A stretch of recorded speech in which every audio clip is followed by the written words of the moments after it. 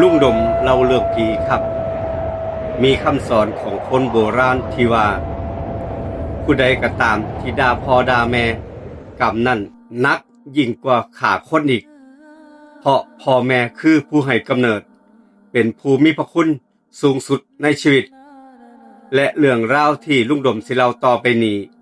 คืนนี้เป็นเรื่องที่เกิดขึ้นจริง อยู่ในหมู่บ้านแห่งหนึ่งของภาคอีสานเช่นเคยครับ เรื่องเล่าเป็นแบบนี้ครับ เรื่องเล่าของคนคนหนึ่งที่เคยด่าท่อดูถูกเหยียบย่ำพ่อแม่ตนเองจนกระทั่งคืนหนึ่งไทบ้านทั้งวัดทั้งหมู่บ้านนั่นแหละครับเพิ่นไปเห็นสิ่งหนึ่งอยู่ในวัดบ่อาจสิลืมได้เป็นภาพร้อนๆจำได้ตลอดชีวิตจึงเรามาบอกลูกบอกหลานถึงทุกมือนี้คืนนั้นเป็นคืนเดือนเพ็ญเดือนหงายครับ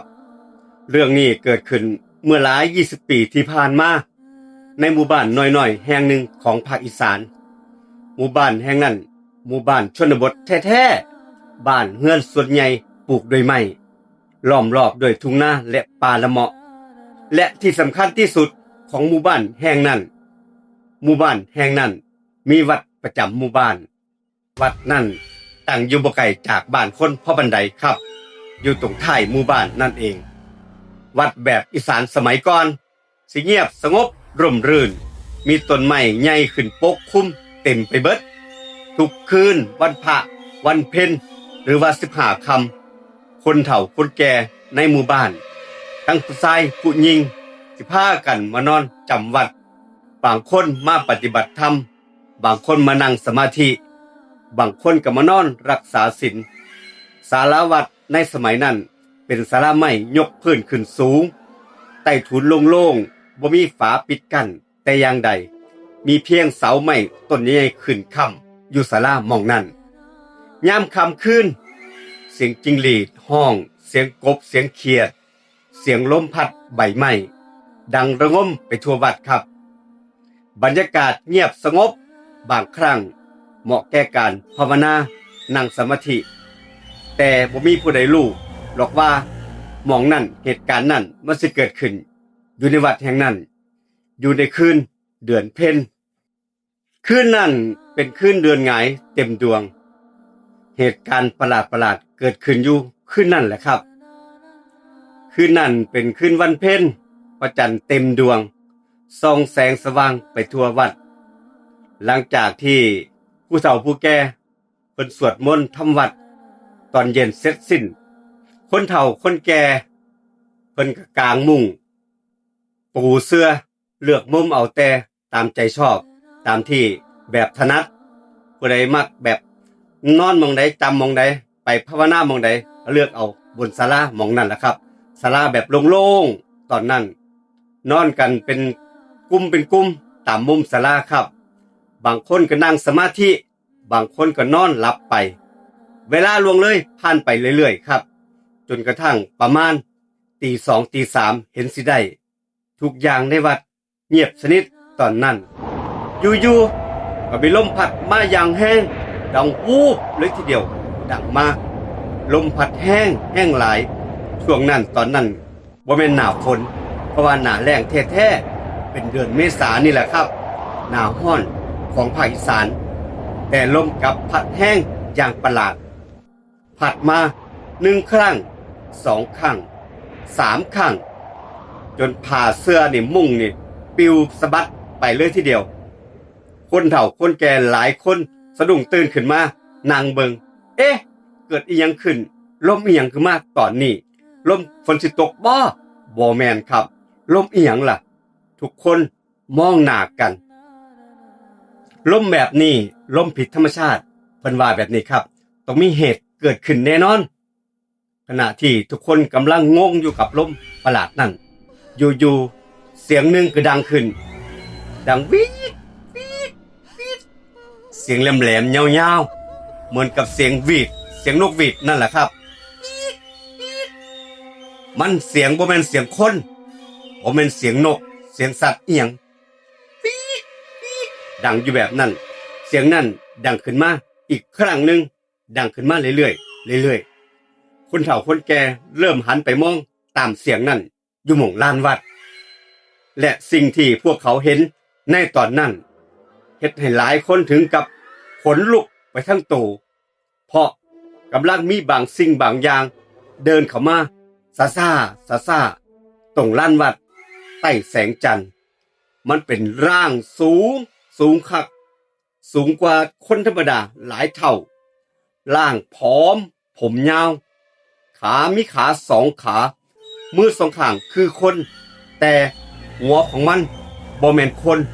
มันมีปากแหลมยาวเหมือนคือยังปากนกนี่แหละยื่นออกมาข้างหน้าปากแหลมห้องวีดและทุกครั้งที่มันห้องเสียงนั่นดังแสบแก้วหูเลยทีเดียวคนเฒ่าคนแก่บางคนถึงกับตัวสั้นย่านบางคนยกมือขึ้นไหวบางคนลับตาสวดมนต์เพราะสิ่งที่เห็นนั่นตรงหน้าบ่เคยเห็นเกิดมาจากท้องพ่อท้องแม่บ่เคยเห็นแบบนี้สิ่งแบบนี้ย่านหลายและนั่นบ่เป็นคนแน่นอนมันบ่เป็นคนแล้วบ่เป็นสัตว์แล้วมันเป็นอีหยังล่ะสัตว์ประหลาดบ่แม่นมันเป็นอีหยังผีเปรตปากนกร่างนั่นค่อยๆย่างมาซ่าๆเข้ามาใกล้ๆศาลาเดินง่ายๆตรงสารวัตรคือนั่นครับทุกคนมองเห็นอย่างชัดเจน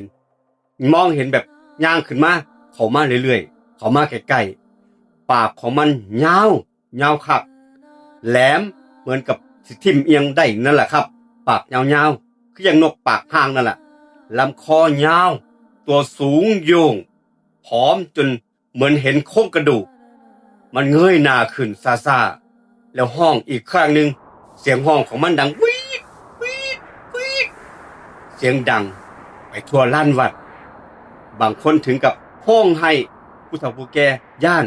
บางคนโตสั่นบางคนก็ตั้งจิตตั้งใจสวดมนต์ตั้งแต่เกิดมาจากท้องพ่อท้องแม่บ่เคยเห็นแบบนี้บ่มีผู้ใดเห็นอันนี้แบบนี้มาก่อนมันเดินวนอยู่รอบศาลาตั้งว่าโดนเหมือนกำลังมองหาบางอย่างมองหาอีหยังน้อเป็นตะย่านแท้ทุกคนผู้เฒ่าผู้แก่เหมือนกับโดนสะกดจิตบ่มีผู้ใดขยับตัวได้หรือว่ากำลังรอผู้ใดบางคนมาเอามันไปบ่ลมกระพัดแห้งขึ้นเรื่อยบรรยากาศตอนนั้นเป็นตะย่านบรรยากาศบอกบ่ถูกตอนนั้นครับในขณะที่ทุกคนกำลังหวาดผวาย่านกันอยู่แบบนั้นอยู่ก็มีเสียงฝีเท้าย่างมาจากกุฏิเจ้าอาวาสพระรูปหนึ่งเดินถือไฟฉายออกมาจากกุฏิเหมือนท่านสิได้ยินเสียงบางอย่างดังขึ้นตอนนั้นพระท่านเข้ามาใกล้ศาลาสิ่งประหลาดนั่นค่อยๆเลื่อนหายไปและก็หยุดทันทีลมนั่นก็หยุดโดยที่บ่รู้ว่าลมนั่นหยุดได้แบบใดมันหันไปมองพระและมันก็หายไปเสียงนั่นบ่มีอีกแล้วเสียงห้องบ่มีอีกแล้วลมก็ดับวุบไปทันทีลมขาดหายไปภาพตัดมาเหมือนกับว่าลมนั่นบ่มีทันทีนั่นเองลมที่พัดแห้งอยู่เมื่อสักครู่ก็หยุด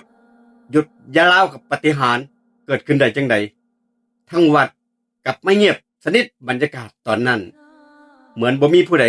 เห็นเอียงบางอย่างเกิดขึ้นบ่มีผู้ใดเว้าก็บ่ออกบ่มีผู้ใดปากจักคนเฒ่าคนแก่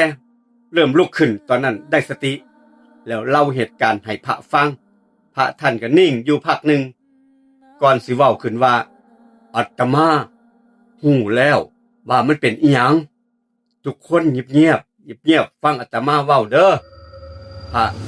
จึงเว้าต่อว่าสิ่งที่พวกญาติโยมเห็นนั่นมันบ่แม่นผี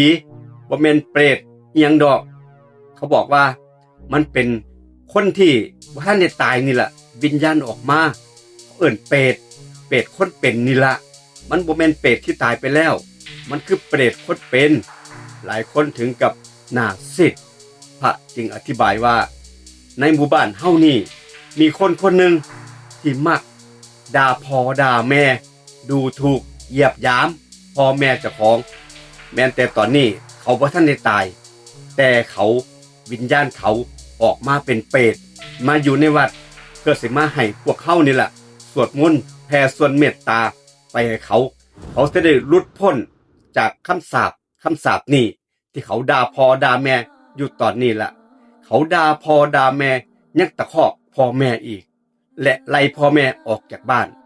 พระเว้าต่อว่ากรรมแบบนี้นักคักอีโยมนักคักคนโบราณเอิ่นว่ากรรมอักตัญญูและวิญญาณของคนนี้ล่ะยังบ่ทันได้ตายดอกบ่ทันได้ไปผุดไปเกิดคนนี้ก็ยังอยู่แต่วิญญาณออกมาให้ญาติโยมให้พระนี่ล่ะมาขอส่วนบุญเปรตที่ยังบ่ตายครับพระท่านบอกว่าชายคนนั้นยังบ่ตายคนนั้นยังบ่ตายแต่กรรมเริ่มหนักขึ้นตามท่านแล้ววิญญาณของเขาเริ่มกลายสภาพเป็นเปรตและออกมาปรากฏตัวในคืนวันพระเพราะต้องการขอส่วนบุญปากของเปรตจึงยาวเหมือนกับปากนกเพราะว่าเคยใส่ปากนั่นด่าพ่อด่าแม่ด่าผู้มีพระคุณพระจึงขอให้ทุกคน